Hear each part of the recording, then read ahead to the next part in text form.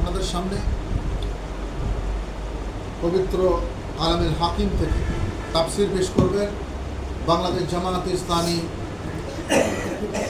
নশরতপুর ইউনিয়নের সংগ্রামী নায়েবে আমির মওলানা আব্দুল মান্নান যুক্তিবাজি হুজুরকে গুরুত্বপূর্ণ তাফসির পেশ করার জন্য অনুরোধ করছি। আসসালামু আলাইকুম ওয়া রাহমাতুল্লাহ। আউযু বিল্লাহি মিনাশ শাইতানির রাজীম। বিসমিল্লাহির রহমানির রহিম।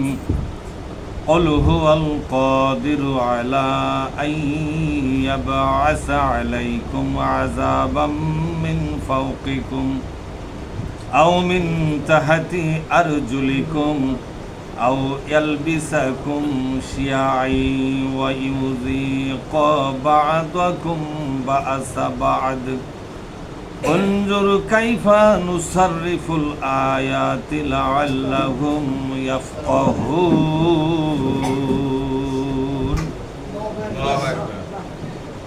আমরা আল্লাহর দরবারে শুকরিয়া আদায় করি বলি আলহামদুলিল্লাহ। সালাত এবং সালাম বিশ্ব নবীর প্রতি বলি সাল্লাল্লাহু আলাইহি ওয়াসাল্লাম। আজকের এই বাংলাদেশ জামাত ইসলামী নহরপুর ইউনিয়নের 6 নম্বর ওয়ার্ড কর্তৃক আয়োজিত আজকের এই কর্মী সম্মেলনে উপস্থিত সম্মানিত ইউনিয়ন আমির জনাব মওলানা ইমদাদুল হক, পরিচালনায় আছেন ইউনিয়ন জামাতের সম্মানিত অ্যাসিস্ট্যান্ট সেক্রেটারি মোহাম্মদ মনোয়ার হোসেন মিন্টু সহ বিভিন্ন টায়ের দায়িত্বশীল বৃন্দ, ইসলামী আন্দোলনের সাথী বন্ধুগণ। আমি আপনাদের সামনে পবিত্র কোরআনের 6 নম্বর সূরা আনআম থেকে 65 নম্বর একটা আয়াত আমি পড়ে শোনালাম। আসুন এখান থেকে একটা আলোচনা আমরা বুঝে নেওয়ার চেষ্টা করব। আমার তৌফিকি ইল্লা বিল্লাহ। আল্লাহ পাক বলছেন, কুল, হে নবী বলে দিন, ঘোষণা করে দিন। এই ঘোষণা কোথায় করল? এই সূরাটা মূলত মাক্কি সূরা। মক্কার জনগণের উদ্দেশ্যে, মক্কার রাজনীতিবিদদের উদ্দেশ্যে, মক্কার বুদ্ধিজীবীদের উদ্দেশ্যে, মক্কার কবি সাহিত্যিকদের উদ্দেশ্যে এবং মক্কায় যারা ক্ষমতায় ছিল, ক্ষমতাসীন দল, তাদের উদ্দেশ্যে আল্লাহ তাআলা এই সূরাটি নাযিল করেছিলেন। কোন সুবহানাল্লাহ। এই সূরা নাযিল হওয়ার পরে অনেক কবি সাহিত্যিক বুদ্ধিজীবী তাদের অবস্থা বড় কেরাসিন হয়ে গেল। মানে এই সূরার ভিতরকার আলোচনার জবাব দেওয়ার ক্ষমতা তাদের ছিল না। কঠিন সূরা। সকল বুদ্ধিজীবীদের বুদ্ধি এখানে পরাভূত হয়ে গেল। সকল কবি সাহিত্যিকদের কবিতার সেই মান এখানে ভুলণ্ঠিত হয়ে গেল। কোরআনের কাছে তারা মাথা নত করতে বাধ্য হলো। মেনে নিক অথবা না নিক, কিন্তু মাথা নত করে দিল যে না, এত জ্ঞানগর্ভ আলোচনার বিপক্ষে নতুন কোনো আলোচনা, নতুন কোনো জ্ঞান আবিষ্কার করা, সরবরাহ করা তাদের পক্ষে আসলেই সম্ভব নয়। ঠিক এই সমাজে আল্লাহ তাআলা চ্যালেঞ্জ করে বললেন, কুল, হে নবী বলে দিন, হুয়াল কাদিরু আলা আন ইয়াবআসা আলাইকুম আযাবাম মিন ফাওকিকুম। আল্লাহ কিন্তু সক্ষম তোমাদের উপরে, তোমাদের মাথার উপর থেকে একটা আযাব অবতীর্ণ করবে, পাঠায় দিবে। এ ব্যাপারে কিন্তু আল্লাহর কোনো ক্ষমতার অভাব নাই। কাদের, আল্লাহ হচ্ছে কাদের, তিনি পূর্ণ ক্ষমতার অধিকারী। উপর থেকে বিপদ আসার মানে কি বলেন তো? ঝড় ঝঞ্ঝা, গজব, অতিবৃষ্টি, অনাবৃষ্টি আছে না, এগুলা উপর থেকে আসা। আর বিপদ তো উপর থেকেই আসে বেশিরভাগ, নিচ থেকে কিন্তু বিপদ খুব কম হয়। আল্লাহ তাআলা বললেন যে উপর থেকে আরেকটা গজব আসে কোন না, উপর থেকে আল্লাহ তাআলা গজব পাঠিয়ে দিয়ে অনেক জাতিকে কিন্তু মেসাকার করে দিয়েছে, দেয়নি? উপর থেকে পাথর বৃষ্টি দিয়া দিয়েছে কিনা? জোরে খান দিয়েছে।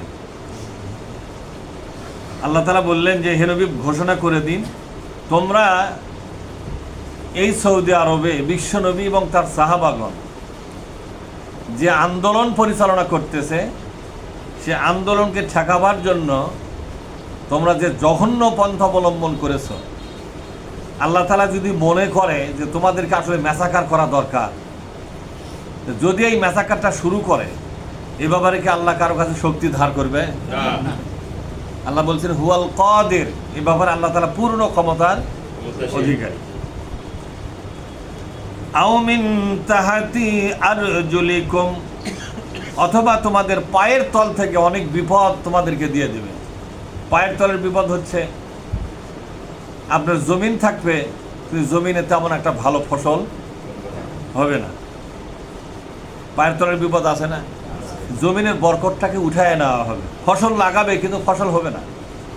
ফসল যতটুকু হবে সেখানে স্বাদ থাকবে না, বরকত থাকবে না, প্রবৃদ্ধি থাকবে না। পায়ের তলের বিপদ। আর একটা পায়ের তলের বিপদ হচ্ছে যে শক্ত মাটির উপর দাঁড়িয়ে আসো তোমরা। এই শক্ত মাটি মানে প্রত্যেকটা ক্ষমতাশীল লোকেরা কিন্তু একটা শক্তিশালী পজিশন তৈরি করেছে। বলা হয় না যে পায়ের তলের মাটি শক্ত করো, বলে কিনা? আল্লাহ তাআলা বলছেন আমি ইচ্ছা যদি করি পায়ের তলের মাটি ধুসে দেবো একবারে। আজকে যেখানে দাঁড়িয়ে আসো ক্ষমতা নিয়ে, এই দাঁড়িয়ে থাকার জায়গা থাকবে না। মক্কায় বিশ্বনবী পাও রাখার জায়গা হচ্ছে না, সাহাবাদের পাও রাখার জায়গা হচ্ছে না। ইসলামী বিপ্লব করা তো দূরের কথা, পাও রাখারই জায়গা হচ্ছে না। আল্লাহ তাআলা বললেন আমি ইচ্ছা যদি করি পায়ের তলার অবস্থা আজকে বিশ্বনবীর যা হচ্ছে এর চাইতে করুণ অবস্থা আমি তোমাদের করে দিতে পারি। এই ব্যাপারে আল্লাহ তাআলা ক্ষমতার ব্যাপারে অত্যন্ত পারঙ্গম। আও ইয়ালবিসাকুম শিয়াআ ওয়া ইউযীকা বা'দাকুম বা'সা বা'দ, অথবা তোমাদের মধ্যে অনেক দল উপদল, খণ্ড খণ্ড দল তৈরি করে দেব। অনেকগুলো গ্রুপ হবে। দুই গ্রুপে মারামারি হয় কিনা আপনারা দেখেননি? বাংলাদেশে একই দল কিন্তু দুই গ্রুপে কি আধিপত্য নিয়ে বা স্বার্থ সংশ্লিষ্ট বিষয় নিয়ে। এ কাজটা কে করে বলেন তো? কোরআন শরীফ পড়ে দেখলাম এই কাজটা উপর থেকে আসে। হাজার চেষ্টা করুক এই দলীয় কোন্দল ঠেকাতে পারবে না। আল্লাহ তাআলা বলছেন আমি যদি মনে করি তোমাদেরকে উচিত শিক্ষা দেওয়ার জন্য তোমাদের দলের মধ্যেই দলীয় কোন্দল লাগায় দেবো আমি। শেষে একই দলের দুই গ্রুপ হয়ে কোবাকুবি মারামারি করে, কেউ আহত, কেউ নিহত, আছেন এরকম, কেউ পঙ্গু, কেউ অন্ধ, কেউ বিকলাঙ্গ। সংবাদ পাওয়া গেল যে একই দলের দুই গ্রুপে মারামারি। আল্লাহ তাআলা বলছেন যখন তোমরা দেখবে একই দলের মধ্যে দলীয় কোন্দল বেজে গেছে, দলীয় কোন্দল বাধার কারণে আধিপত্য নিয়ে, স্বার্থ সংশ্লিষ্ট বিষয় নিয়ে যখন পরস্পর মারামারি শুরু করে, বুঝতে হবে এই আয়োজনটা আরশে আজিম থেকে এসেছে। সুবহানাল্লাহ বলেন। এটা হচ্ছে আল্লাহ পাকের গজবের টার্গেটে পরিণত হয়ে গেছে। আমরা বিগত সরকারকে দেখেছি, আওয়ামী লীগের সরকার, লেডি ফেরাউনের সরকার, ঠিক না? লেডি ফেরাউন না, মিশরে ছিল পুরুষ ফেরাউন আর বাংলাদেশে হলো লেডি ফেরাউন। এই ফেরাউনের সময়ে আওয়ামী লীগের দলীয় কোন্দলে যত লোক মারা গেছে তত লোক অন্য রাজনৈতিক দলের লোক মারতে ওরা পারে না। আর একটা পরিসংখ্যান আছে যে 16.5 বছরে ছাত্রলীগ যুবলীগ, আওয়ামী লীগ স্বেচ্ছাসেবক লীগ আছে না, এই সারা দেশে দলীয় কোন্দলে যত লোক মারা পড়েছে তত লোক জামাত শিবিরের ওরা মারতে পারে না। এত ব্যাপক লোকের হত্যাকাণ্ড ওদের হাতে সংঘটিত হয়েছে। কোরআন শরীফ পড়ে দেখলাম ইসলামের সাথে গাদ্দারি করার কারণে এবং ইসলামের পক্ষের লোকগুলোকে আঘাত করার কারণে গজব হিসাবে আল্লাহ তাআলা এই ব্যবস্থাটা দিয়ে ওদেরকে ম্যাসাকার করে দেওয়ার সিদ্ধান্ত নেয়। আল্লাহ পাক বলছেন কাজটা করি আমি, কিন্তু দুনিয়াতে খালি একে অপর দোষ দেয়।